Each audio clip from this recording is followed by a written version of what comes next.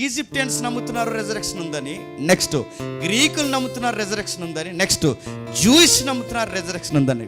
కానీ గమనించండి, యూదులైనా ఈజిప్టియన్స్ అయినా గ్రీకులైనా ఎన్ని మతాలు మరొక లైఫ్ ఉందని నమ్మినా, కానీ అసలు విషయం ఏంటి చెప్పినా, ఆ లైఫ్ ఉందని అనడానికి వాళ్ళ దగ్గర ఎవిడెన్స్ లేదు.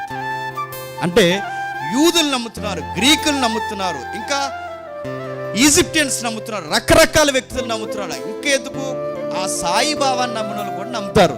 ఇంతమంది నమ్ముతున్నారు, కానీ మీరు గమనించండి, ఇంతమంది మరొక లైఫ్ ఉందని నమ్మినా వాళ్ళకి ఆధారము లేదు. కానీ ప్రపంచంలో ఏ రిలీజియన్కి, ఏ మాంక్కి, ఏ బిలీవర్కి, ఎవరికి లేని ఒకే ఒక్క ఆధారం క్రిస్టియన్ వేలో మాత్రమే ఉంది. ఆ ఒక్క ఆధారం ఏంటంటే ఆయన తిరిగి లేచాడు. That is evidence. అది ఎవిడెన్స్ అంటే ఏ మతానికి లేదా? లేదు.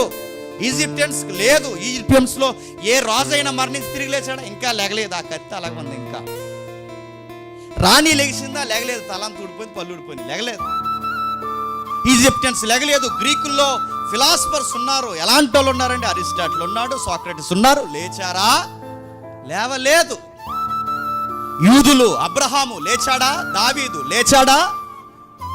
వాళ్ళ మేధావులు ఎవరు లేవలేదంటే వీళ్ళ మతాల్లో ఎవరో లేవలేదు. కానీ మనం నమ్మిన మార్గంలో మాత్రం ఒక ఆయన, మనం దేన్ని బట్టి నమ్ముతున్నామో ఆయన లేచాడు. ఎంతకన్నా ఆధారం ఏం కావాలి?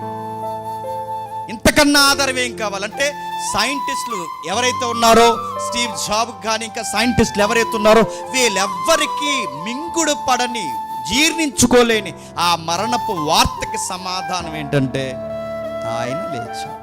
ఆయన తిరిగి లేచాడు. ఈ రోజు తిరిగి లేచాడు. ఈ పునరుత్థానం రోజే తిరిగి లేచాడు.